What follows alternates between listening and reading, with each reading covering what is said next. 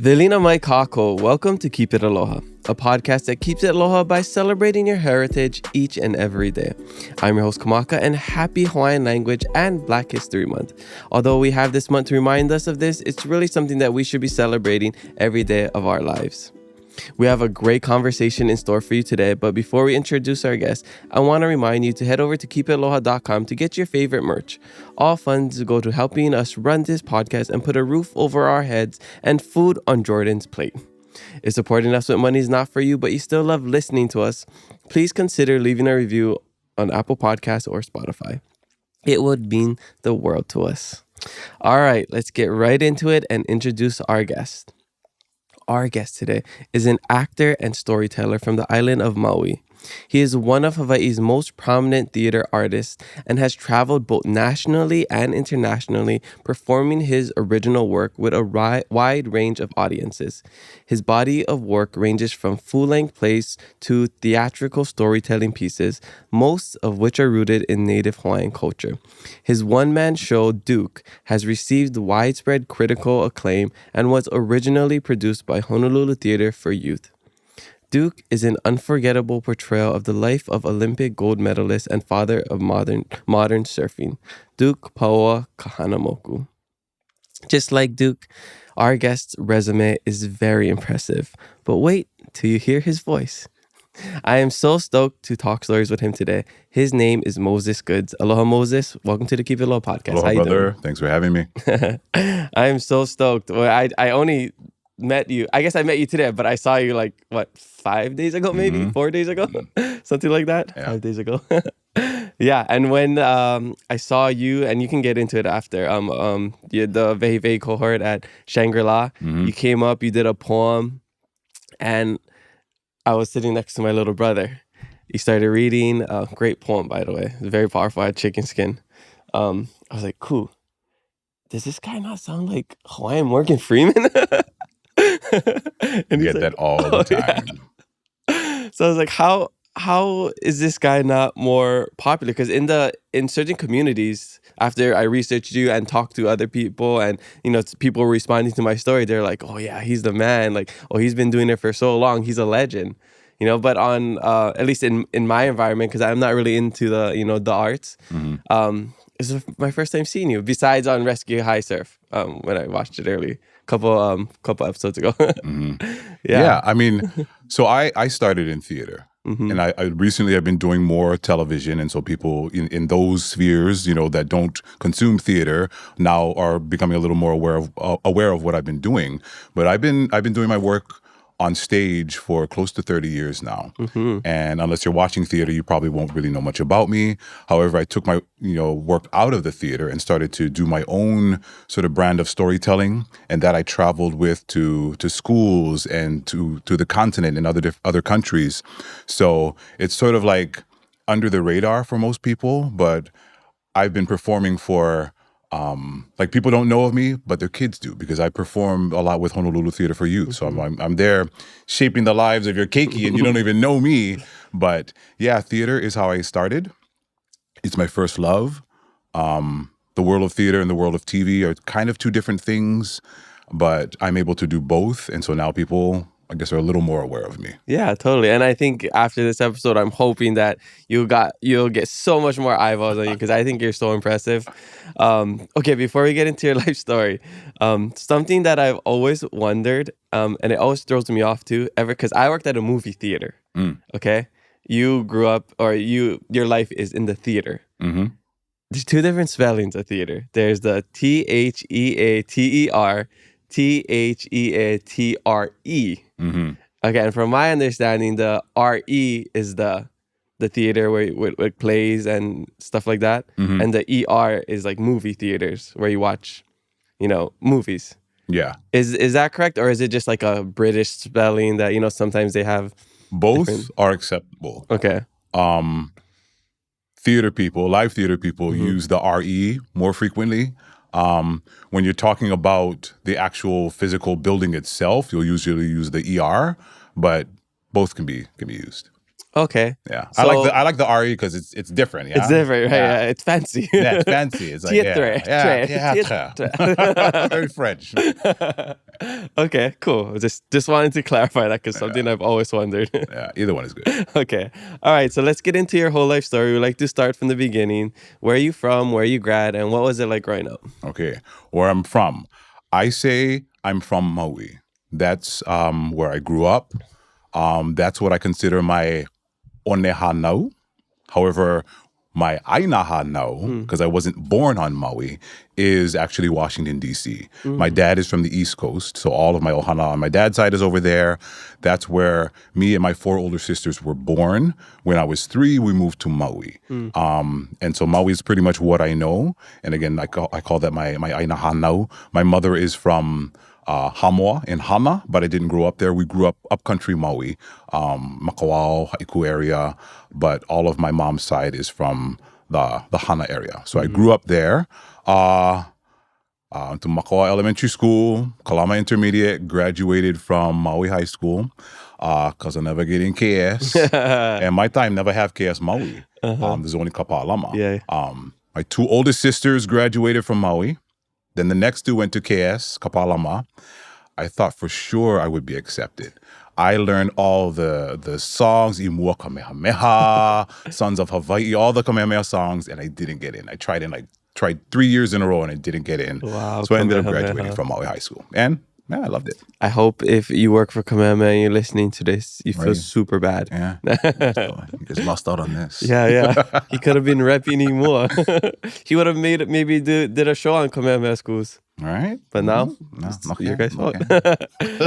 So, growing up on Maui, you said you were always into, theater.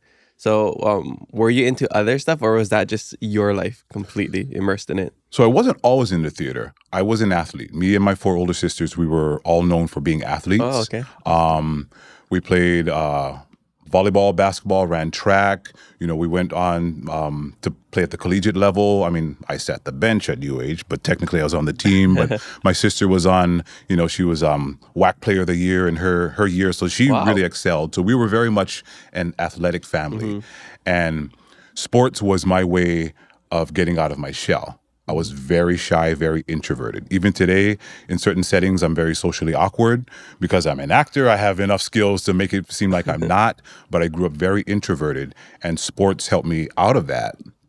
And then when I found theater, it helped me out of that even more. So I've been doing theater ever since. This was in high school that I got into theater. So it's my way of kind of like figuring out how to exist among other people. Theater helped a lot with that.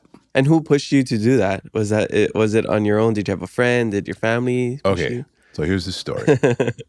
This was a different life that I was in back in high school, and I had a crush on a girl. And if you know anything about me, that different life makes a lot of sense, right? Talking specifically about my partner David today. So that's why this is a different life that I lived. So I had a crush on a girl who I heard was going into the drama program. So I enrolled in the drama program. And she was dropping the class the same time I was enrolling in it.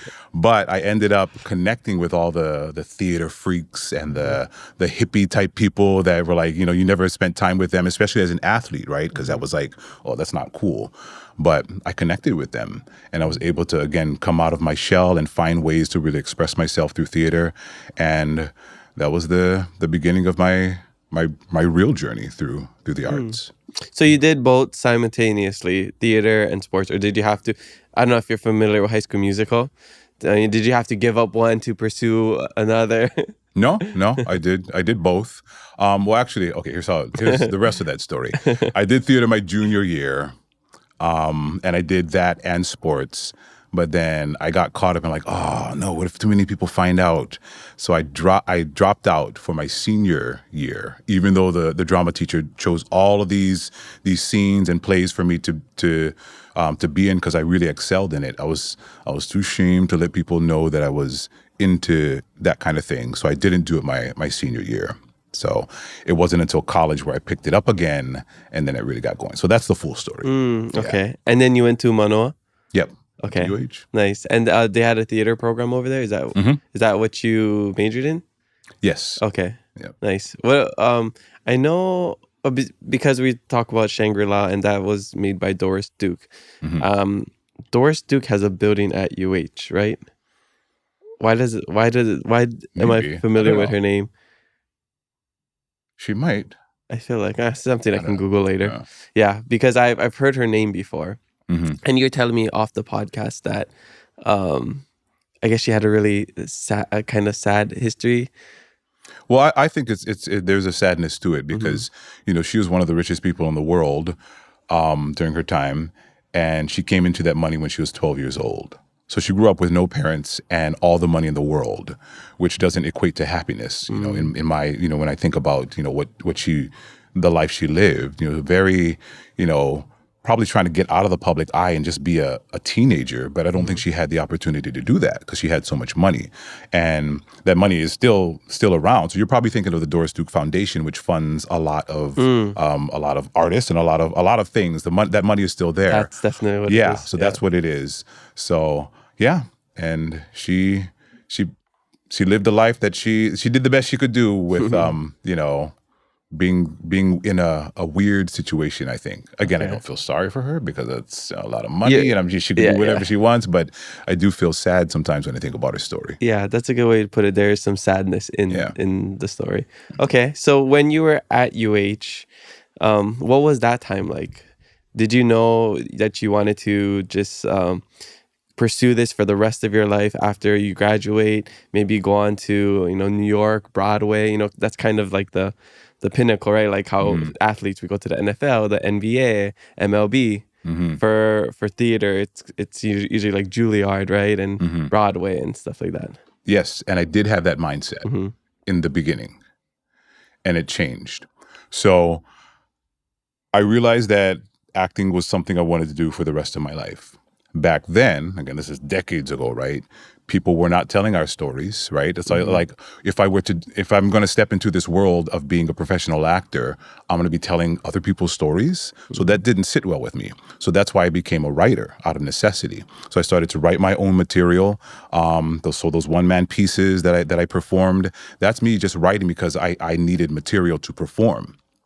And although at first I wanted to go off and do the LA thing or the Broadway thing because that's what you're supposed to do, I'm like, well, what happened was the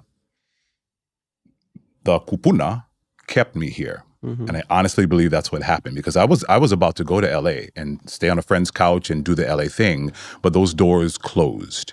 And I was not happy about it. I'm like, what the I want to go out there, do the actor thing and live that whole life, but I'm being stuck on Maui because I had moved back to Maui to help my family. That's what kept me on Maui. Only to find out that that's when my career started to take off. I really connected with the right people and I started performing pieces that were of our culture. I did my first one-man show on Maui about Kaulula'au. I toured that. I started working at Ulalena. So all of these shows, professional shows that were Hawaiian shows. And that's the kupuna telling me is like, no, you need to stay here, continue to get fed, continue to move our people forward through your art. If that LA stuff and Broadway stuff comes later, that's fine, but that's not the pinnacle for you. And that doesn't need to be the pinnacle for those who come after me. So then I started to realize, oh, I also have kuleana. I'm one of the first, Kanaka actors to do the full on, to step into that world, which means, okay, all these ones that follow, I gotta show them first that it's possible to do this, to make a living and excel and reach that level of excellence. So that's when I took on that kuleana of like, okay, I gotta be that example. I gotta be the one for those who are gonna follow. That's so inspiring, so cool of you. I love it. So a lot of people, they don't have that same mindset as you. For me, growing up, it was like, I want to get away. I don't have kuleana here. In terms of the language, I always knew I had kuleana to perpetuate the language because it's a language that was spoken in my household since birth. But as like a Kanaka, as a representative of Hawaii, I never really a wamo that kuleana. You know, it was just me being out there, and you know, if they saw me as a Hawaiian, they saw me as a Hawaiian. You know, it was more of a like, oh, cool, he's from Hawaii. Like, you get a little bit more clout, you know, just because you're Hawaiian and it's exotic and stuff. And so it wasn't until, you know, my mid-20s when I got back from, I volunteered in the Peace Corps for 3 years. I was in Madagascar. So until I came back and I was realized like, wow, I'm so interested in all these other cultures, you know, trying to speak their languages, eat their food, be like them. I was like, what about our language? What about our culture? Like, everybody thinks it's so cool. How come I don't think it's as cool, you know? So, and that was the beginning of my journey. But your journey started pretty early, and you had that, I guess, intuitive feeling, you know. I guess it's coming from the your na'au or kupuna, however you want to say it. Was there any influence from your family or from growing up? Because I know you said your sisters went to Kamehameha, and you know, they Kamehameha is a school for Hawaiians, and then they incorporate a lot of culture, hula, mele, oli, into that. But you didn't have that. No. So was that like a longing for you to try to, you know, get into the Hawaiian culture because you didn't have that like your siblings did? Wow, never thought of it like that. Yeah, I guess so. Sorry, that's really deep. Yeah, I mean, it's something that I've, you know, growing up, we my time had the kupuna that would come to the school. So every school had their one kupuna. They had their once a week. We would have our, you know, Hawaiiana session with the kupuna, and I love those sessions. But that was pretty much the extent of what I was being fed. And so I sort of and being again, I loved it. So I always had that, you know, ini to learn more, but never really had, you know, the opportunity never came. So yeah, I had to like remind myself of that desire to learn more of who I am as a Kanaka, and just be open to when that opportunity did come, or when those opportunities came. You know, because sometimes, you know, we move so far away from it, we don't think about it. Like you just like, you know, you just shared like it's not something that was on your mind until that moment. And I think that moment comes for every Kanaka in a different way, in a different time in their life, in different circumstances. Yeah. You always mentioned like, you know, your time back in the day. I'm old now. I wonder if because what you were doing, just from my research, you know, doing the one-man plays and telling stories of like Opuka'a, you know, Dukanamoku, the Judd family, I think, yeah. I wonder if, you know, you were doing this around the time of social media, how many more, you know, eyeballs it would have reached. Because you think of like people, some people in comedy and Hawaii history, or some really famous musicians. Like let's use Jasmine Trias as an example. You know, she was huge in Hawaii because of American Idol, but there was no social media back then, right? So she only got to like a certain peak, you know, whereas like Iam Tongi, right? He's in the age of social media. Now he's millions of followers and he's super big, you know? So I feel like sometimes people are ahead of their time, but I respect you so much because one of my favorite quotes from, you know, Liho Liho was "Nawai ho'i ka oleo ke akamai, he alai ma'ai ka hele ia e umauma kua," which is like, who wouldn't be wise on a path walked by our ancestors? So I feel like, you know, you keep mentioning your age. You are an ancestor to, you know, the people coming up, and the people that are gonna be walking in your footsteps can thank you for, you know, paving the way for other Hawaiians, other African Americans, other, you know, Kanaka, or just people from Hawaii. So yeah, just a huge mahalo to you. Mahalo for naming me as a kupuna. Yeah. So listen to your kupuna. I just want to make sure you're getting the, you know, respect and adoration that I feel like you deserve, even though I just learned about you. I appreciate that. I really do. And, you know, culturally here, we don't do it for that. You know, we don't, it's like even, you know, becoming well known, becoming famous is you know, whether it be social media famous or whatever, well known, it's something that's still a little foreign, especially to, again, going back to my generation, and even the idea of taking this journey into something like acting, theater and TV, it's not many. There's a reason why I'm one of the first. It's like it's not an option. It wasn't an option for Kanaka. I was actually in the gym fairly recently, and this one guy came up to me, younger Kanaka, and he recognized me from my work in NCIS. He's like, "You're an actor." I'm like, "Yeah, I'm an actor." He's like, "How? There was no path for me to get to where you are. How'd you do it?" And so it's because, much of being in my world is a bit of self-promoting, which is it's something that I think now Kanaka are starting to get used to that, especially with social media. But you would never talk about yourself. In fact, when I was creating the one-man show about Duke, I played, I think, 11 or 12 different characters. The reason for that is he would never talk about himself because he had so much, I'm like, well, I can't have him talking about his accomplishments for an hour long. So I had to tell it from the perspective of others because we have that humility that's ingrained in us.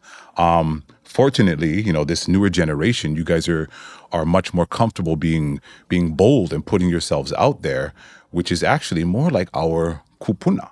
I think our kupuna were much more bold than at least my generation was. And then because of our circumstances and, the plight of our people, we became a little more timid and not able to put ourselves out there. I'm doing this one piece about Joseph Kekuku, the originator of the Hawaiian steel guitar. And you read up on him, the Hawaiian language newspapers back then, and how our kupuna wrote and spoke about their existence, their experience.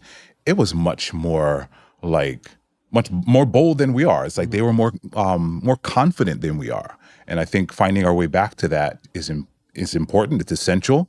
The newer generation is doing that, and I just want to kako'o that. Like, find that boldness and be an actor. Because why not? Why wouldn't you? You want to tell these stories. A lot of people out there, they're acting at home in their, in their living rooms. Get out there and do it. Ai ka acting. Ai ka hanakeaka. Yeah, I agree with all of that you just said. I feel like for us, I think we think we know our kupuna and our ancestors and like especially the monarchy, but we know them at a very surface level. Yeah. Like we know, okay, Kalakaua, Mary Monarch, we know Queen Liliuokalani, last monarch in Hawaii, wrote songs and all of that, but we don't know the depth of their stories. We don't know how bold they were. Like even Kalakaua, to do what he did, to bring the hula back, So I just don't think we're taught enough history to know our kupuna. We don't know them as humans. Exactly. We know them as images, as like these people that we put up on pedestals because we want to, honor and revere especially our ali'i, but we don't actually take the time to get to know them as human beings that actually made the same mistakes that we did, that, cussed and swore and whatever. They were not these perfect, images that we have in our brains, because today we create hula for them and oli and mele, and we honor them, and that makes them something else. But it takes them out of the realm of being human, So that's part of my job as an actor. Is like, okay, when I delve into a story, I look for everything that makes them someone that we can sit down and talk to. That's the kind of kupuna I want to get to know, and also revere them and respect them absolutely. But I want to know them on a human level. Yeah, and I think that's what I guess after watching whatever, I think is only like 20 minutes of a video of you doing the Duke Hanamoku show.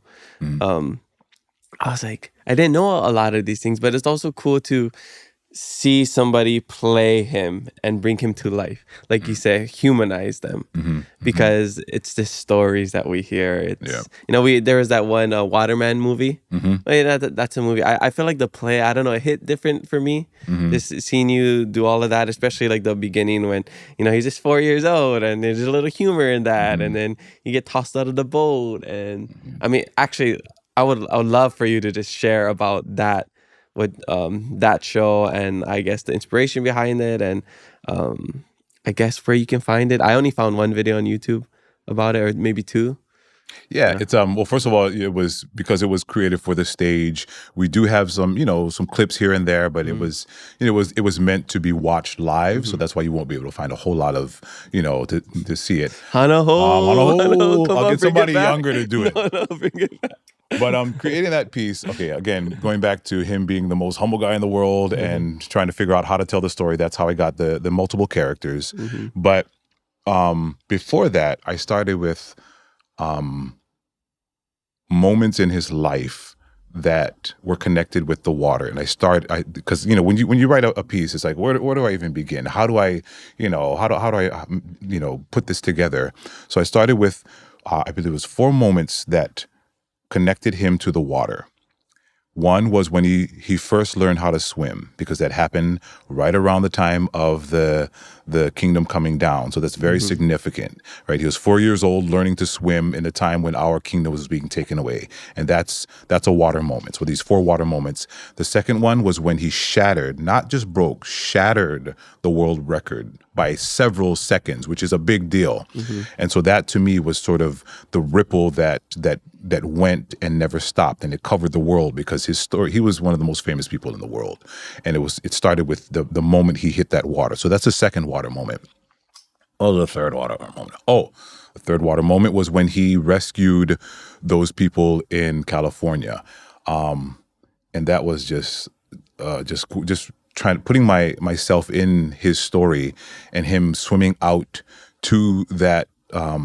So what happened was a yacht had flipped over in really turbulent water, and there were people in there that didn't, they were going to die. So he hops on his board, goes back like 4 or 5 times, brings back people alive, then goes back and brings back the people that weren't alive. And that I get emotional thinking about that. And actually, the character that I put in there was actually one of the guys that didn't make it, and looking up at this guy that's bringing his body back to be with his ohana. Anyway, that's the third water moment. The last one is his ashes being returned back to Kalia. So I took those 4 water moments, and I'm like, okay, these need to be moments that are artistically beautiful, but also very powerful, and just sort of go from there. So those moments were what kind of shaped the whole thing. And then I looked at it as like, it's also sort of just paralleling one of the most difficult times in our history, right? So because he lived from, he was born into the kingdom became territory, and then it became a state. So he lived through all of that, and he navigated it in the best way that he could, and became a symbol for all of us, right? But the sort of the difficult things that I had to, sort of take in was the fact that, tourism was largely shaped by him. He was he became the face of Hawaii, the ambassador. And at the same time, it's like the rise of tourism, he was the face of it. And that's a difficult thing. That's a difficult pill to swallow when you think about this hero that is like, he's very Kanaka. He spoke Hawaiian. He was for the people. At the same time, he's like the image of that new, world coming in to infiltrate our kingdom. Yeah, I mean, his statue is right in the middle of Waikiki. Yeah. And for a good reason. So awesome. Sorry, I'm rambling. I tend to ramble sometimes. No, Cut me off at any time. Please. I can listen to your voice all day. You need like a radio show or something. He's like one of the most iconic figures in modern Hawaiian history, and I just feel like we need more of that, and maybe we will get more of that in the future. Maybe we do. I just don't know about it, because I know there's always plays and things going on around here. Like even the Vehi cohort. Am I saying it right? Vehi cohort. Yeah. That just I had no idea it was happening. Yeah. Until a friend told me, and that was just a really cool one. Could you talk about that a little bit? Yeah. So, so the reason why you haven't heard of the Vehi cohort is that this is the first one, and we've never really had anything like this. And so what it was, a really good friend of mine, Christopher K. Morgan, who has Moloka'i ties. He's a modern dancer, but his roots go back to Moloka'i. John Kaimikawa is his cousin. That was his first kumu. So even though he grew up on the continent in California, he's always had this connection to Hawaii. And he's just become not only an incredibly gifted dancer and modern dancer and creator, he's just someone that is he does so well existing in other spaces like I'm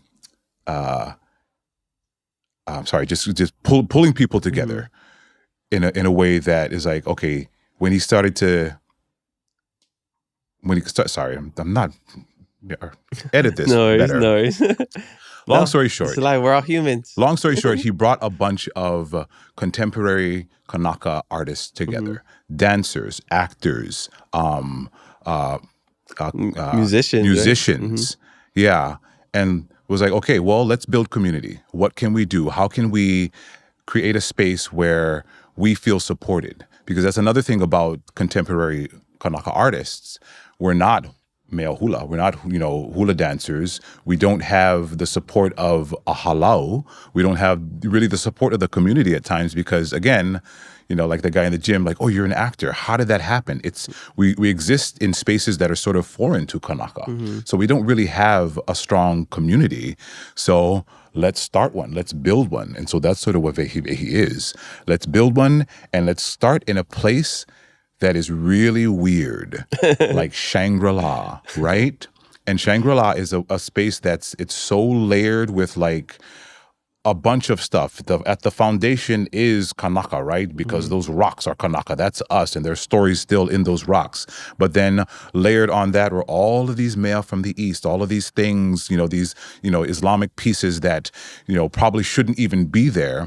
There they are. It's a complicated and weird space. So let's go into those spaces and reclaim those spaces, have Kanaka there, have dialogue about why it feels weird, and at the same time build community. Because that's, as contemporary artists, we love stuff like that. We love having dialogue about the weird stuff, and then we make some crazy art about it. So that's what he was, and that what you came to was sort of the culmination of a week long of us being in that space, meeting, talking story, and how we can move forward. So more will happen. So more people will find out about it. But that was just kind of like the very beginning of something pretty amazing. Okay, well, I hope after that great showcase after this episode, a lot of people will know more about it. Yeah. That would be the goal. Yeah, and where can we find most of your work? My work has shifted. In the recent years, I do less live performing, and my television career has started to take off. However, theater is where I feel I'm being fed. Not that you're not creating art for television and the screen, but it's a different thing, and so I want to keep that connection. So you can see my work on TV. I'm in Rescue High Surf, and Chief of War is coming out. I'll be in that. So a bunch of cool shows that are coming out. But I continue to write for the stage, and when I can, I'll perform. But right now, I'm writing a piece about Joseph K. Kuku that's going to be at Honolulu Theatre for Youth. I probably won't be able to be in it. If I can, if my schedule allows, then I will. But it's more my writing that you can view, not so much my live performance. But yeah, hopefully I'll find time to do both. Yeah. Yeah. Okay, cool.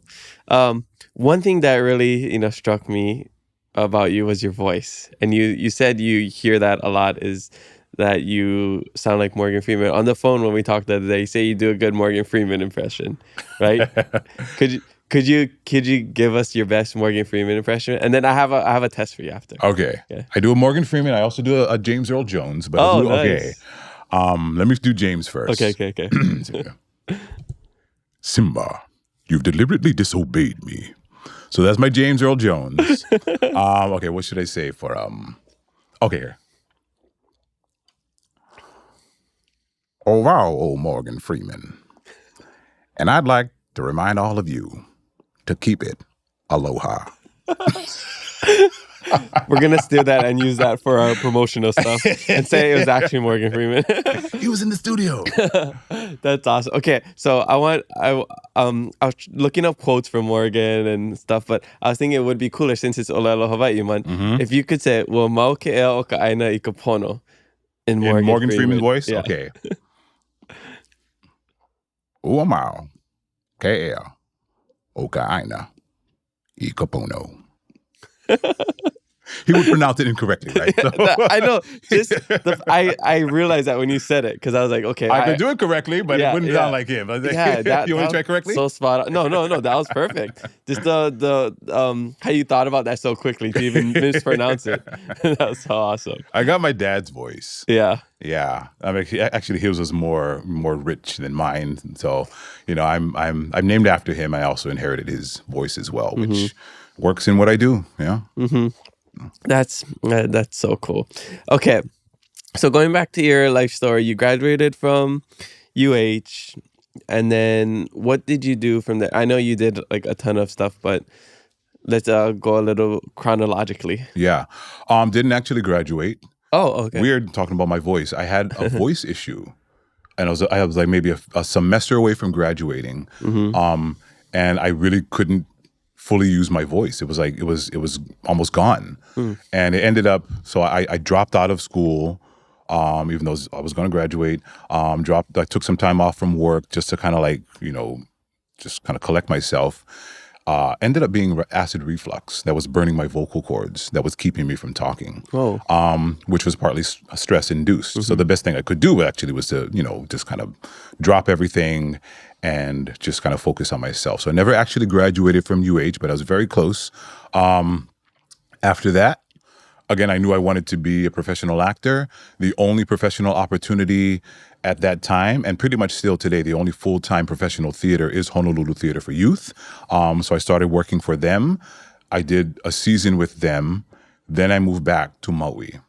It was only supposed to be a quick stop. Sorry, this is what you asked for, right? Okay. I want to know your whole life. Okay, get into it. So I was your episode. A quick stop, and I was going to go to LA. So that's the part of the story I told you, right? I never made it to LA because I had to, stay and help my family.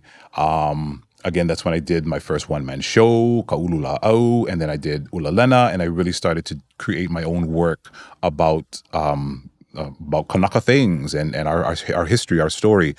Then I moved back here to do a show called Waikiki Nei. So at the Royal Hawaiian showroom, there was this big show.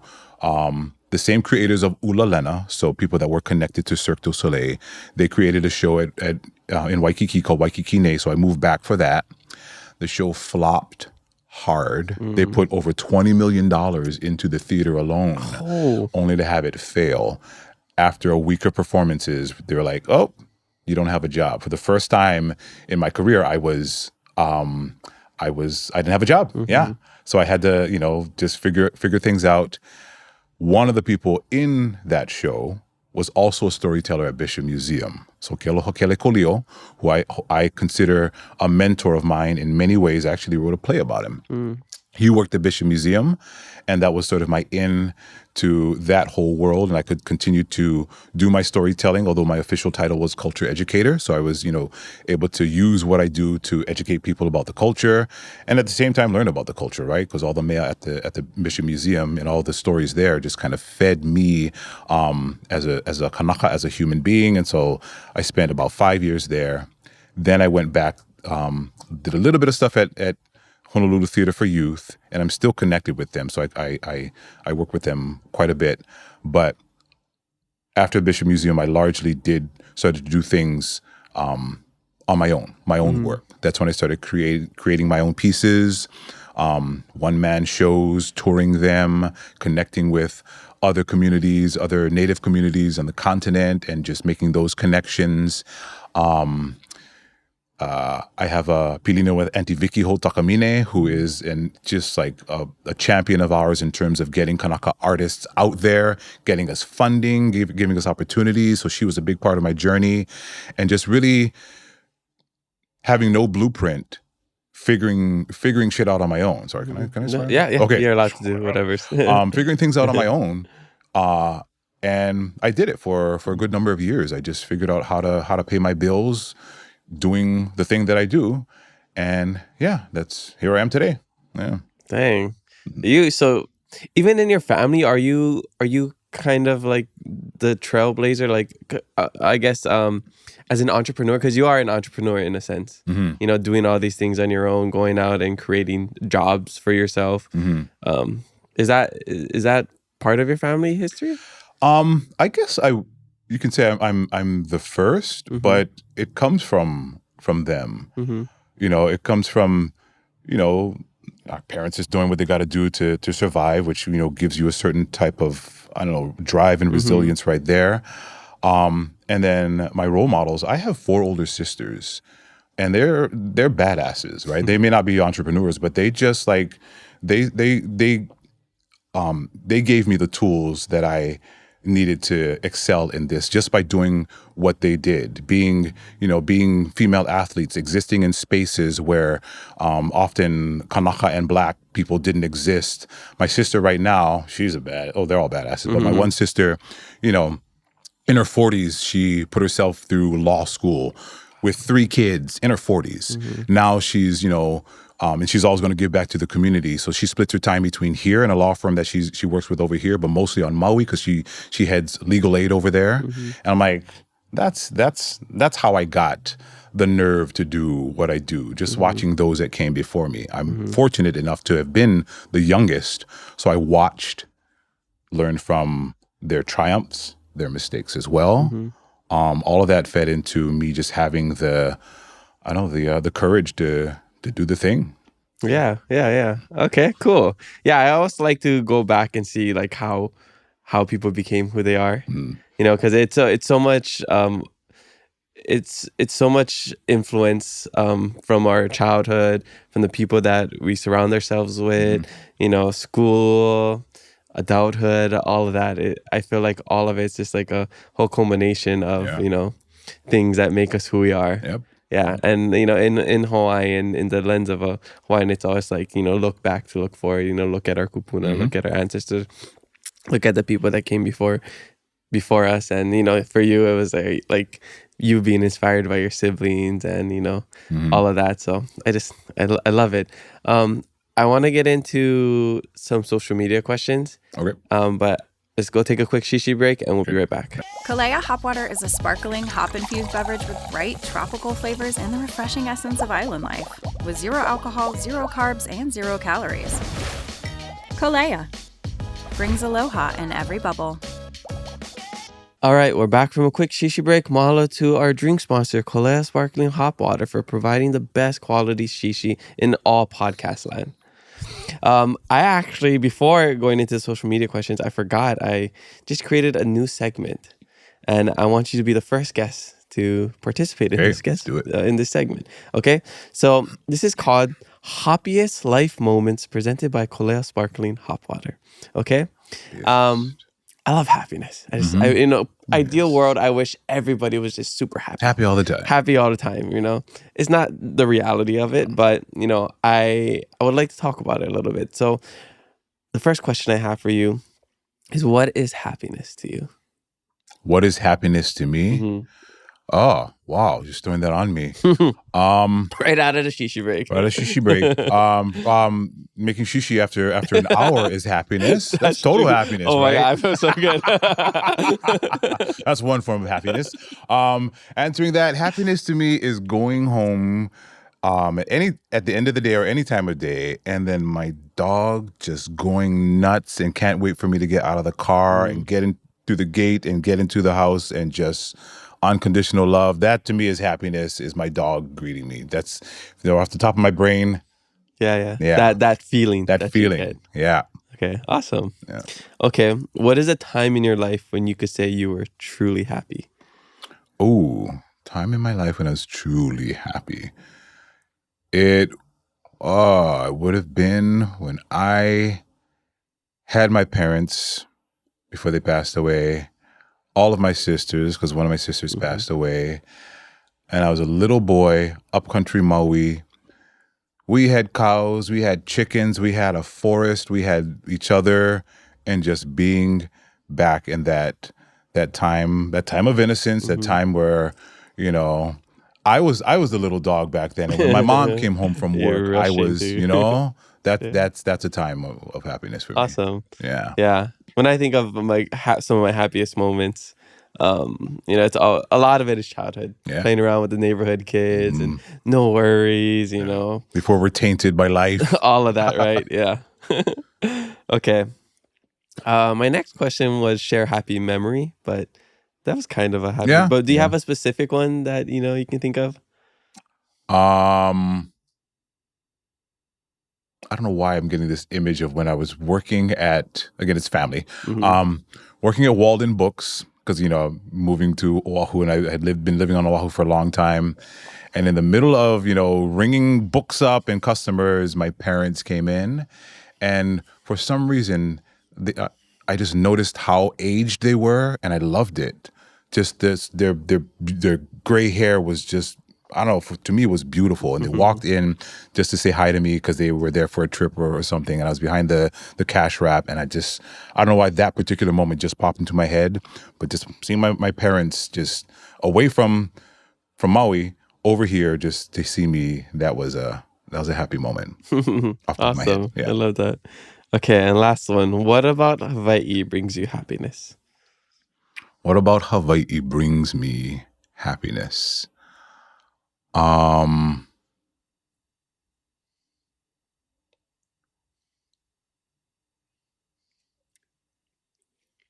Sort of thinking comparatively to other places I've traveled to and visited, the safety and just the comfort. So you don't get that when you go to certain places, and you feel very unsafe in some places. In Hawaii, yeah, a couple places you normally go, you know, at night, but for the most part, it's just a very safe place to be. Yeah. Yeah, I agree. I feel like if you've been to certain places in the continent, if you've been abroad to certain places, you don't have that same feeling of security as you do here. Yeah, maybe at night. Bad things always happen at night. You know, stay and watch TV. At night. You know, that's anywhere, and bad things could happen anywhere. And if you're gonna be a Hawaiian late at night, that's your fault. That's on you. That's on you. Yeah. If we see you tomorrow morning, then God bless you. Yeah, I love that Hawaii just feels like home. Yeah. It's just after a long trip, you know, it's like that same feeling when you're walking into the house and, you know, the dog is super stoked to see you. It's like landing, getting out of the airport, the ocean breeze just hits you. You just let let out, release. Happiness. Yeah. Okay, well, that was Happiest Life Moments presented by Kalea Sparkling Hot Water. I'll give you a case to take home. Yes. Yeah. All right, so let's get into the social media fan questions. First one comes from Al_Dawson_. This person says, "What did Moses get up to when he was in Sydney, Australia?" Oh, what did I get up to? So they brought me over for the Duke Day celebration down there, and I got up to Bundaberg rum. That's what I was up to. So I, did the presentation and everything, and the people that that brought me and were hosting me just made me feel at home. And I told them, I like rum, and they gave me their local Sydney rum, which is called Bundy. They call it for short because they make everything IE Bundy, but it's Bundaberg rum. And not that I spent my whole time drinking, but that definitely came in handy because on that trip, they lost my luggage. For the first time, I had my luggage, not get there till days later. So I had to buy all new clothes, which, I got reimbursed from the airline. But yeah, I needed a few drinks on that trip. But it's for Duke. It was well deserved. Okay, K_Anehi says, "How do you get started in the acting/movie film industry here in Hawaii?" By just being bold. I knew I grew up. So the forest that we live next to, that's where my imagination would just soar. Okay, my first acting teacher were the chickens that we had. I remember hearing about that in the interview. Yeah, right. So I didn't, again, I was introverted. I was shy. So, but I also had this big imagination, and I love to let it soar. So the safe place for me to do that was in the chicken coop with the chickens, and I would act out certain scenarios. So that's how I got into acting. But then it took me being bold to actually say, I want to do this for a living. So, or in front of humans. In front of humans instead of chickens. Maybe just pretend they're all chickens. Yeah. But yeah, I went from chickens to this chair right now. So is that your trick? You know how they said like public speaking, just imagine everybody in their underwear. Like we've heard that multiple times. Imagine everybody is chickens. Chickens laying eggs. Okay, I'm gonna remember that if I ever get nervous in front of a crowd.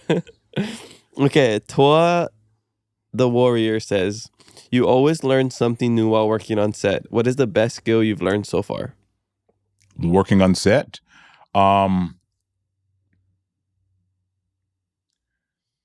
Okay, maybe it's two-part. One, be nice to people. You're creating you create your own environment, so you want to make sure that you're comfortable, and that starts with connecting with the people that you're working with. At the same time, realizing that you're not there to make friends. So show aloha to everyone, but I'm there to do the job. I'm there to focus on, telling this story, channeling this character. Don't forget that if you're on set, because a lot of times we get caught up in being friends with the crew and this and that, and that's all a part of it for sure. But that's not your reason for being there. I hope that answers this question. Yeah, that's a good thing to keep in mind. Kind of gotta compartmentalize those two aspects of life. Okay, all right. This one comes from big.dummies.sports.media. This person says, who was the best volleyball player in your family? Ha! Brought up Ben Lloyd. That's who it is. Ben Lloyd. Brought up Ben. I know Ben. Okay. Well, since I have 4 older sisters, I can say I'm the best male player in the family. Yep, facts. So, yeah. I can say out of your whole family, out of all of your every single sibling. Yeah. And then I don't know if I should touch which one of my 4 sisters was the best. They all had their good qualities, but I don't know because they might watch this. So. Okay, so all equal. I will say that my youngest, the youngest of the 4, because I'm the youngest, but Cecilia, she's the one that passed away. She went the farthest.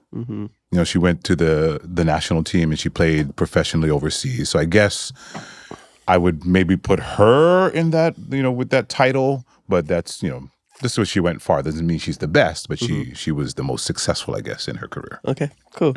Yeah, I love the way you answered that question. I always do stuff like, oh yeah, I tell my little brother, you're my favorite little brother. He's my only little brother. Or like my youngest sister, oh, you're my favorite. Of all of my youngest sisters, you're my favorite. Okay. Last question comes from Patreon. This is actually from my stepdad, Kaloa Robinson. Shout out for always supporting me. Awesome. He says, being ethically part African American, are there things you can relate to from that culture? Music, dance, food, etc. And he follows up with, there's more context in me asking the question, being that my grandfather raised me, was my male role model, and he worked hard to support his family. I identify as both Kanaka and Black. So yes, I identify with certain types of music, and it resonates in within me, certain things that I hear. I will sort of just not necessarily answering the question, but just mention that growing up in Hawaii, we're all mixed, but being specifically mixed with Black was an interesting experience. It's more rare than, it's very rare, than you even think over here. And the Black culture isn't necessarily a part of the local makeup, and so people don't really understand the Black culture or Black people, and so it's weird. And I'm not saying that I never felt accepted, but there were times when I know that people weren't able to identify with a certain part of me. So yeah, I'll say that. Okay. Yeah. Did you ever feel growing up or at any point of your life how, for example, sometimes you're like not white enough to be white, or you're not Hawaiian enough to be Hawaiian. You're not Mexican enough to be with the Mexicans, but you're not like, I don't know, some Portuguese enough to be with the Portuguese, There's always moments like that, Did you ever feel that growing up? Oh yeah, story of my life. We all grapple with that.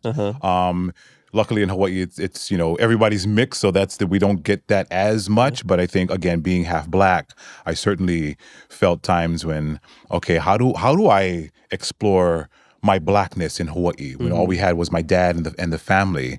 Luckily, he was a very strong component in all of our lives, and he made sure that we knew who we were as Black people, and we're proud of that. But we didn't necessarily have a space outside of the home to express that because people aren't used to Black culture, or what they know about Black culture is what they see on TV or social media. And so I'm like, that's not us, or that's not something you should be even talking about, in my opinion, but I had to keep that to myself because people just don't understand sometimes. Yeah.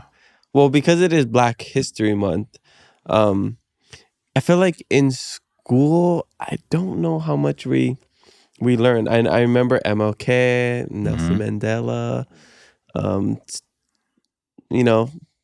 I don't know what else we really it's not something that's really taught in schools here. Hopefully that'll change.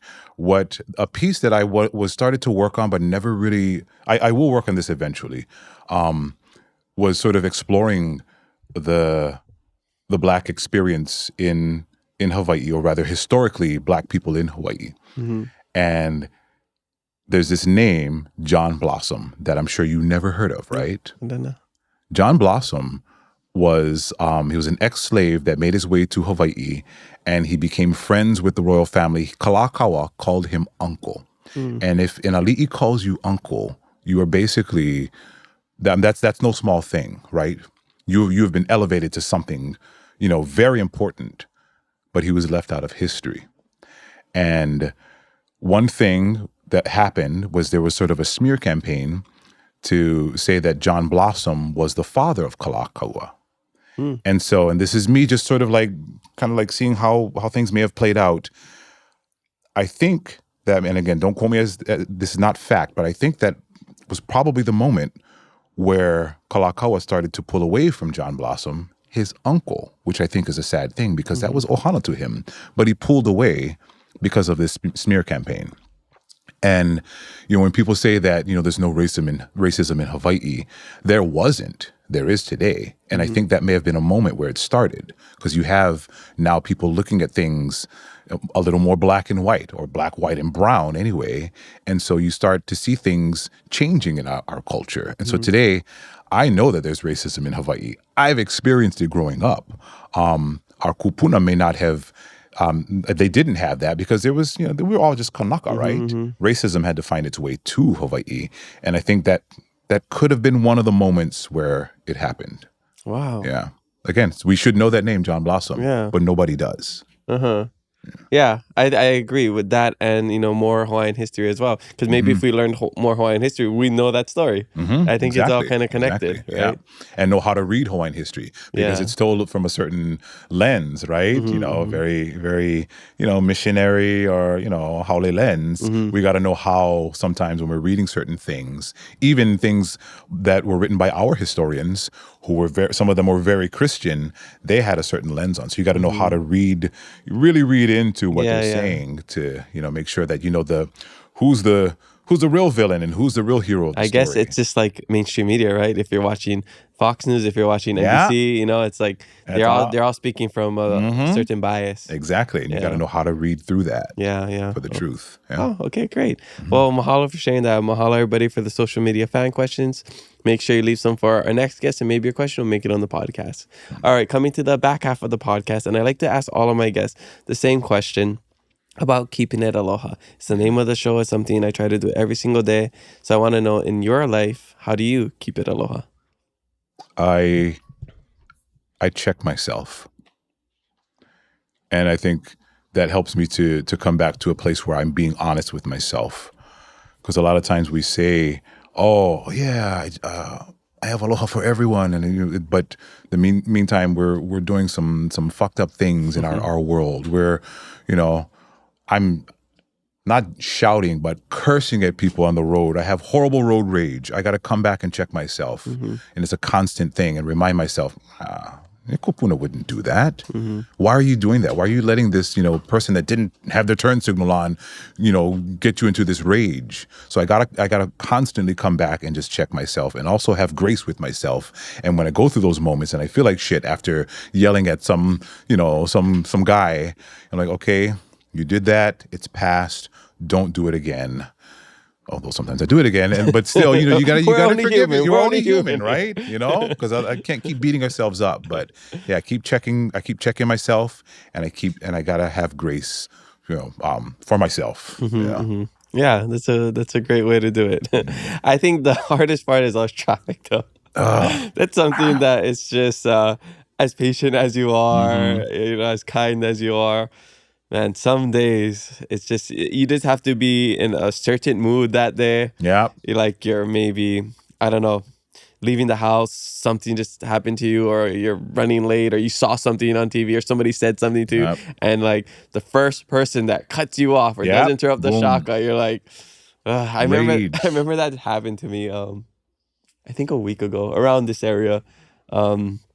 I was going straight to one of these roads. There's a stop sign, but there's road work. So there's people on the right lane had to go into the left lane. So I just got into the left lane, and then I'm waiting to turn because this road over here is cut off. So everybody has to turn left. And this one guy just goes around me and turns right in front of me, even though I'm the first car ahead. And I was so mad. I was I wanted to follow them, and I was like, okay, we were going the same way, so I was following him again. I was just hoping that they would look at me so I could just. I'm not gonna do anything, but I just wanted to look at them and give them that look. They saw how angry I was, how heavy it was that they did that. And I don't know, just some of those moments I'm just I would never ever do anything, but sometimes I just speed up next to them and I try to look at them, and that's probably the most aggressive I'll ever be in life. But it's always traffic. Always traffic. I don't think I really get mad at anything else in life. Just that traffic all the time. Okay. All right, so. I wanna dive into our Hawaiian culture a little bit more and dive into the language part of it. Since we're talking about Mahina o Aloha Hawai'i. You said you studied a little bit of it in college at UH, yeah. And what was your journey with that, and what is your relationship with the Hawaiian language? Because when you oli and when you chant and when you say the certain words, your pronunciation's perfect, But you told me, you're only at a very conversational level, and even when you speak, you use some Hawaiian words, and I love that. By the way, I love this people incorporating some, Hawaiian into if you're speaking Spanish, English, Spanglish, there's that. I feel like that's a great start just to incorporate our language, having mahalo on different things around business centers or kane, wahine, all of that. I love that we're coming into this generation where Hawaiian can be normalized, So yeah, what is your relationship with the Hawaiian language? Yeah, right now it's just I use what I got, not completely fluent by any means, but when I can, if I know a word, a phrase, I'm going to incorporate it in some way in my life, because that's how I normalize it for myself. Learned at UH for the first time. However, before that, we grew up, with words here and there. I had always had a love for Hawaiian music, so I taught myself, how to play ukulele, and I knew all these songs, didn't know what I was saying. So I'm like, in college, maybe I should try to find out what I'm saying. So it's kind of like the beginning of my journey. Kept trying to incorporate it in my work, and again, through my work is how I grew. Both, I got more knowledge about the culture, and also my language, grew a little bit more because I actually use it to perform. So for my family, my mom, growing up in Hamoa, the first language she spoke was Hawaiian. But, the story we hear all the time, her own parents forbade her to use the language and could only use what they called the king's language. So she ended up not speaking any Hawaiian at all. And her pidgin was shitty too. My mom spoke really good English, and when you talk to her on the phone, you wouldn't know she's Hawaiian at all, And it just so happened that my niece, whose middle name is Ekela, which is, my mom's name is Ethel, so her middle name is Ekela. she was the first of that generation to go to immersion. So I thought it was pretty cool that, that comes full circle. It's like, that's the namesake is the one that brought it back to the family. Yeah. I think when we talk about the history of that, it's not our fault that we didn't learn the language, that we didn't have the same opportunities to speak it as our kupuna did. But we do have resources these days. Yeah. And we have a lot of different options, whether that's Hawaiian immersion school. It's a little too late for, you to go to Hawaiian immersion schools, but like now we have it for the next generation. My nieces and nephews, they're at Punana Leo, So that's super cool. And I think when we talk about, ho'okuluma i ka olelo Hawai'i, to normalize the olelo Hawai'i, I don't think, at least for me, how I interpret it, it's not let's normalize being fluent in olelo Hawai'i. Let's normalize the language being around. Yeah. Whether that's, incorporating it into your everyday vocabulary. Even if you're speaking English, like, hey, let's hele. Hey, mahalo, aloha. Oh yeah, don't be so, I don't know, pakike. You're gonna, hey, don't act up or you're gonna get on putty. It's like, it kind of incorporated it into our everyday language, like we do pidgin. Yeah. And I think that's a good start for us, because I don't think that it's possible for everybody to be fluent if you're starting at, at this point of your life. The greatest time is to start when you're young, put your kids in Hawaiian immersion and learn with them. Not everybody had the same blessing that I had, where I just grew up speaking it. Like, I don't remember a time where I didn't speak English. I don't remember a time where I didn't speak Hawaiian, So I'm very blessed in that sense. So yeah, I think there's a lot of pressure that people that maybe not, we might not even put on ourselves, or maybe we put it on ourselves because of what we see on social media, what we see amongst the community is like, oh, to be Hawaiian, I need to, do all these Hawaiian things, where it looks different these days. And, we have different bandwidth and different ways that we can, try to incorporate it into our life. So yeah, I love the way that you do it. I mean, at this point, like, I don't know how realistic it is for you to study Hawaiian every single day and become a fluent speaker. It's possible, but you're a busy guy. You got stuff that you got to do, You can't take 2 hours of language class every day, Mine is Duolingo in the gym. Yeah, I do. I Duolingo do in the Duolingo. gym. That's my. I got a 427-day streak at this point, I think. Yeah. You cheat. You already know. Yeah. Well, I'm doing Japanese and Japanese, just okay. Spanish. Yeah. Hawaiian would be easy.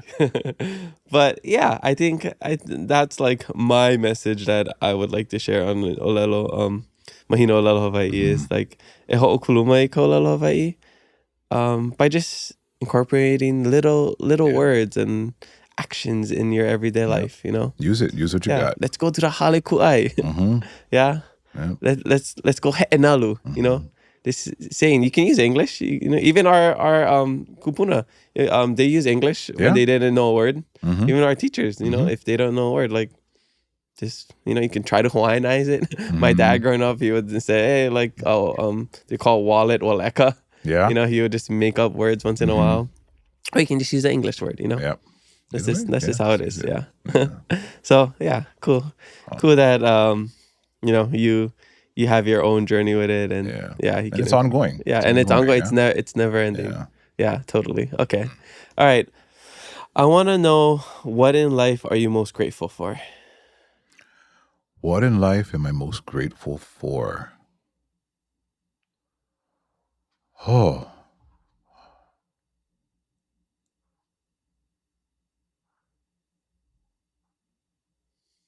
Long pause as I continue to think. Deep thought. That's a tough one to answer.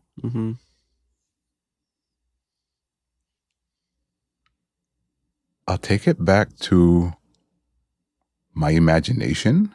And this is and not only for what I do with my work, and this might get a little weird, and I share this with people sometimes, but I believe that the imagination is its own realm, and it's a safe realm that I can enter without feeling like I have to go to again. This is getting weird. There's a spiritual realm there's a physical realm. Our kupuna exist, they've existed in the physical realm, they're in the spiritual realm. However, that realm is not a place that I feel I should be entering into, because we all want to make connections to our kupuna. I don't know if I should be even doing that, so I don't want to go into that realm. I feel like the realm of imagination is a safe place for us to meet. And I meet them there all the time. And they decide if they want to meet me there, as opposed to me forcing my way into where they exist. So I spend time in this place where people, think is something for children. To me, that's a place I exist all the time, because I create my art in that realm and I talk with my ancestors in that realm. So my having never lost my imagination. That's what it is. That's my answer to that question. Yeah. Well, they talk about great nations, but you know what the greatest nation is? Our imagination. Like, how have I never heard that before? Now you can use it.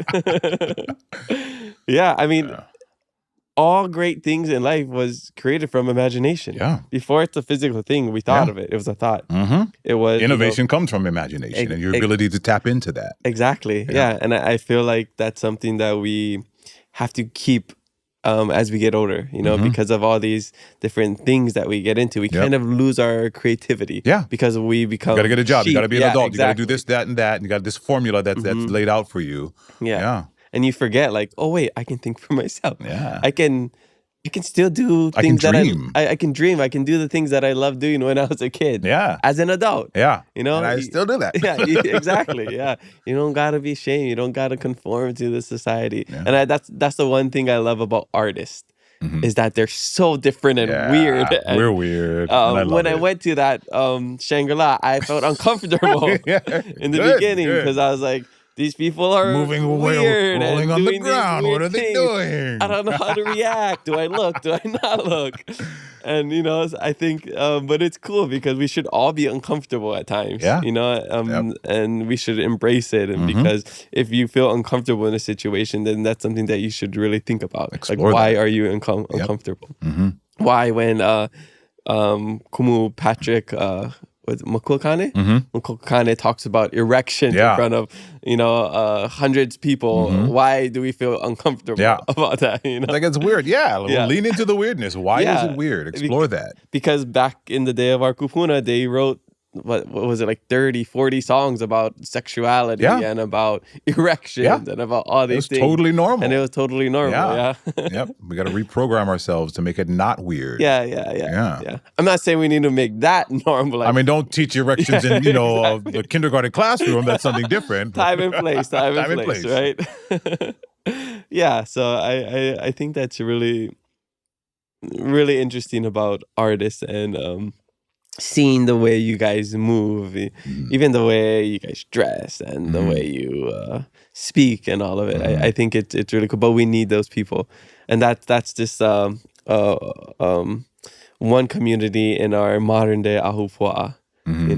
So yeah, and feeling safe to be weird like that. Because even as artists, when we're in spaces like Vehi cohort where we're all weird, it's like, this is great, but we gotta, we also have to exist in the real world. And I think it's just, being bold to having the courage not to feel like you have to conform all the time. Sometimes, but it's like, I want to do things a little differently. Like recently, I've realized that I don't like wearing aloha shirts. It's just not my thing. It's just not exciting enough for me. But I feel for a long time like I gotta wear this at certain events because that's what Hawaiians do. It's like, what? I'm gonna wear something cute. Something that I like. So yeah, but to me that's it's a step that you got to take, because you on one hand you do have to consider how the lahui, how your community is receiving you. At the same time, not feel like you're forced into any one mold or any box. And that's, as artists, we explore that all the time. Yeah. Well, everything is weird when it's new. And that's the thing. It's just, it's new, so we're not used to it yet. And especially like if you dyed your hair blonde tomorrow, and we're like, oh, okay, it's not bad, but like it's different. We're not used to it. And then, a month goes on, you're like, okay, that's his hair's blonde, and you get used to it. Yeah. And it's normal. Yeah. So I think that's kind of what it is. Yeah. And another one that here I'm going to give you can use is normal is just a setting on a dryer. Ah, yeah. Yeah, that's in one of my classmates. My yearbook, high school yearbook. Normally just a setting. It's just a setting on a tribe. Yeah. That's all it is. Love it. Yeah. Okay. So, before we get to the back end, I would love to talk about Lahaina a little bit. You know, on one of our past episodes, we had a guest talk about some theories he had about Lahaina, how the wildfire started, and all that. I'm not gonna ask you to get into like conspiracy theories and all of that, but you're an actor, you're a writer, you're a director, you're a storyteller, and within all of that, to me, you're a historian. You know, you have all these mo'olelo and knowledge of our history. And when you storytell, you share the history with everybody. So you're like a walking encyclopedia in a way. One of the videos I saw on YouTube where you're talking about water, and then you're talking about Lahaina and the history of Lahaina. I would love for you to just share that history with us. Yeah, Lahaina was lush. It had water. It had an abundance of water. It was vai. It was, you know, again, I hate using this, you know, Western terms or whatever, but, you know, it was called the Venice of the Pacific. And that gives you an idea of how much water was there. There were, you know, ponds where you could actually take your va'a and cross because there was such an abundance of water. Long story short, what I like to compare what Lahaina became before, specifically Moku'ula and Mokuhinia, that where the fish pond, the royal fish pond was, where Kauikeauli resided, that became a stagnant, festering swamp and rotting. You know, it's like it's a part of the land that was rotting, and it's because the water was rerouted for the sugarcane. And so what I like to think that, okay, it's the sugar, and the way that sugar will rot your teeth. Sugar was rotting our land, and it needed that vai to be, you know, to be what vibrant and bring life. But it began to rot. And so that's why they filled it in with dirt, and it became a baseball field over one of the most sacred places on Maui.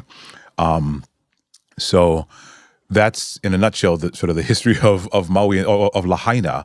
It's a place that needed that water for it to, you know, function naturally. What's beautiful is, I hope it's still there, because I haven't been there since, you know, before the fire.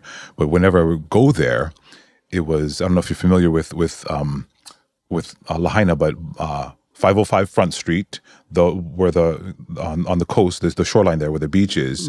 You could go, and there was always this trickling of water that went into the kai. And people thought it was like, you know, wastewater or whatever. It isn't. It was actually one of the underground lava tubes that was still feeding vai into the kai there.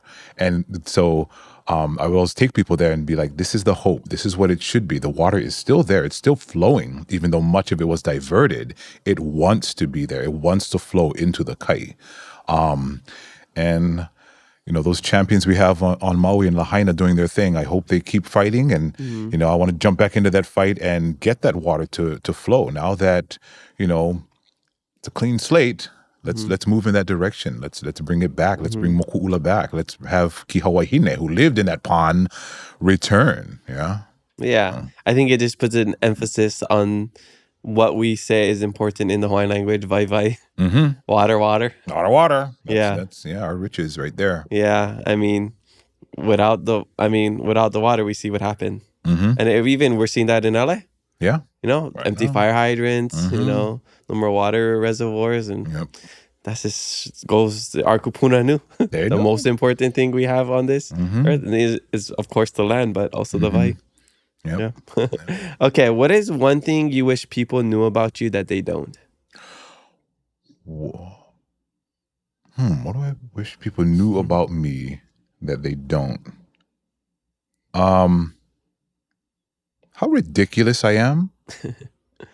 You know, people see me, my whole life, my whole family actually, you know, we have a certain stature. We're all, you know, a bunch of 6-footers, you know, half black, you know, athletes and people, with deep voices. Yeah. And people think we're a certain type of person. I was intimidated when I first walked. The first room I walked in at the Shangri-La was you sitting cross-legged. You started oling, and I was like, "Oh, this is powerful." Story of my life. People are intimidated by me, my sisters, my mother, my grandmother on my Hawaiian side. She was 6'4" and like 400 pounds. So I come from very physically imposing people, and so people make judgments. They're like, oh, they're too statuesque. They're too they're too uppity. They're whatever. They sort of make assumptions because people don't think we're approachable. I'm very approachable. I'm an idiot. I like to do stupid, silly things. If you come to my house in Manoa, my giant skeleton that I made for Halloween is still on my roof. And I dressed it up for Thanksgiving and Christmas and now Valentine's. It's like I do stupid stuff like that. I just like to be creative and silly. People don't know that about me because they think, I'm this unapproachable person. But people that really know me, yeah, I'm an idiot. Yeah. He also is scary. The first thing he walked in, he just did this to me. He was like, stop. Oh, sorry. Yeah. Speaking of Valentine's Day, happy birthday. Thank you. Coming up. This comes out on Thursday, February 13th, and your birthday is the next day. Oh, nice. Yeah, so Friday. So some people might be listening to this on Friday, which is your birthday. My birthday. Yeah. Kill Captain Cook Day. Yeah. All the great things. Well, how was that growing up, having your birthday on the same day? Valentine's Day or Captain Cook Day? Both. I didn't realize we killed Captain Cook on Valentine's Day until college, until I started to be, around people that, love that kind of shit. But Valentine's Day, it gave me a little bit of extra attention, I guess, which, at times was weird, but I thought it was kind of cool. It was just something, a little special that I could claim. It was cool. Yeah. Was cool. Are you doing anything for this Valentine? Every year I make sure I get as much like bags of Alaskan king crab so I can eat as much as I want. I feast on king crab every year. I go and get one of those chocolate pyramids from the tiny pyramid restaurant on Nimitz. Yeah. I've been love there those once. things. Yeah. I get the medium sized one because the big one is too much, and that's my thing. And I think this year I really want to go see the new Captain America. Oh, and it comes out on my birthday. Yeah. I think I want to do that. Are you into those Marvel movies? Oh yeah, I love them all. Interesting fact. I'm pretty sure I can claim being the first Kanaka in the MCU. Yeah, in humans. In humans. Mm-hmm. I don't think there was a Kanaka before me doing that. So I'm like, I'm the first Hawaiian. Claim it. Even though I'm playing a wall on the moon. Yeah. I'm still yeah. But I love MCU. Awesome. Yeah, I was just thinking about that because I saw the trailer the other day again. It's always on TV, like when I'm watching basketball or whatever. Yeah, I'm excited for that. Okay, so what does the next 5, 10, 20 years look for you? What's the future goals and plans? Oh, so one of the big things I'm actively trying to do now is mentor. Working on a lot of these shows, especially these Hollywood shows where we don't have Kanaka ready to go and jump into these roles and play these kupuna. It's very frustrating for our community when we see non-Hawaiians in these roles, but at the same time, our kupuna always had a level of excellence. If we want our kupuna to be portrayed, we need to get the best actors out there. And currently, there aren't many of us that can even do those roles. So I've taken on the kuleana of mentoring, bringing up the next generation of Kanaka actors so that we don't have this issue in the future. And I told my non-Hawaiian friends that are acting in these roles, I'm like, I support you. I kako'o you right now doing these roles. However, when we have Kanaka that are able to do those roles and are trained actors, I'm going to call you out if you go for these roles again because you have no business doing that. But for the time being, we need to have our cousins, our Polynesian cousins in those roles. But anyway, for the next few years, I want to actively help grow the community of specifically actors, but the the industry in general, the film industry, and also, of course, theater. That's always going to be a constant for me. Just getting more Kanaka in these spaces. Yeah. Awesome. I think that's a great goal, and I support you. And hopefully you get the right amount of help and resources to do that. Yeah. I know ICANN has been doing some good stuff. Yeah, have a interesting relationship. Really? We can talk about that. But I'll just leave it there. We'll talk about it after this. All right. So this is a time in the podcast where I can't let you leave until you share with us a life hack. So the life hack. You told me to think about the life hack. And you can think of it on the spot if you haven't. And this is something that you incorporate into your life, right? It's anything that Yeah. It makes your life more efficient, easier. It could just be some words of wisdom. It could be a physical thing. Okay, I have a life hack. I actually only used it once in my life. And it was when I was a kid, but I thought it was an interesting life hack that came from my mom. And this is going to sound, some people hearing this are like, oh my God, how dare you do that? Her growing up in Samoa, they had access to kalo, to poi. That's what they ate with every meal. It's something that they had access to. They did not, however, have access to things like certain school supplies, like glue. So I remember this one time, I was growing up, I was a little kid working on this project where we had to glue things together, and we didn't have glue. We just so happened to have had a bag of poi. My mom said, use that. I'm like, what? And it totally worked. I mean, it was as strong as any glue. Like a more pa'iai kind. Yeah. I was a little ashamed because, kids, you're not very neat with stuff. So, you get glue all over the place. When you get poi all over the place, you have these little brown smudges. So people didn't know what that was. But I actually used poi on an art project, and it's because my mom grew up having to do that because they had access to certain things and not to other things. So that's so I'm not cool. saying use poi to glue things together, but you can. Use poi. That sounds awesome. That's genius. Awesome. All right, so I got my last fast 5 questions. These are rapid fire answers. Rapid fire. Okay, can't think. Yeah. Okay. So whatever first thing that comes to your mind. All right. Okay. Ready. Do it. Favorite acting role you've had? Mephistopheles in Faust. It's classical theater. Yeah. Okay. It's the devil. Basically the devil. I thought you were speaking another language. Okay. Favorite childhood snack? Pizza. Oh, nice. What kind? Pepperoni. Always pepperoni. Extra cheese if can. Okay. Yeah. Favorite guilty pleasure? Oh. Thinking too long. The Ben and Jerry's, the caramel and the caramel sutra ice cream. Oh, like they also have cool names. Yeah, caramel sutra. Yeah, that's the one. Okay, I'm a Cherry Garcia. Is that what it is in Ben and Jerry's? Cherry Garcia. Oh, I haven't had that one. Yeah, I think that's the Ben and Jerry flavors I like. Okay, favorite way to decompress? Either gin and tonic or rum and coke. Either one. Either one. You can have a combination of both. Yeah. All right, and last one. Favorite TV show? Favorite TV show, RuPaul's Drag Race. It's a popular one. RuPaul's Drag Race. My girlfriend and her friend, they her GBF, they always have like RuPaul Drag Race marathons. Yeah. Me and my partner, we eat that show up. Yeah.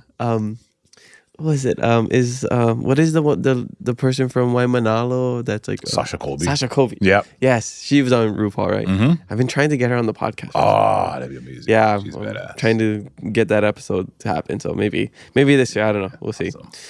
All right, that's all we got for you today. Mahalo so much for coming in and sharing your whole life story with us. Is there anything you want to add? If not, let us know where we can find you. No, just mahalo for doing this, and mahalo for being Kanaka and going into spaces where Kanaka should exist, even though sometimes we don't feel we can. You're just doing it, brother.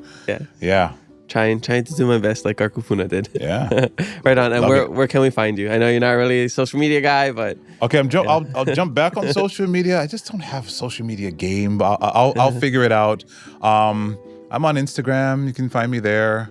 I guess I'm still on Facebook if anyone does that. Yeah, some people. But yeah, just maybe you and your partner can start doing some TikTok dances to go viral. Yeah. So find him on TikTok. Moses good. Okay, I got to do TikTok. Right on. Mahalo, Moses, for joining us on the Keep It Aloha podcast. Spread love, be kind to one another, and mahalo for listening to us today. We have new episodes every Thursday, so make sure you follow us and leave a review. I'm your host, Kanaka, and remember to always keep it aloha.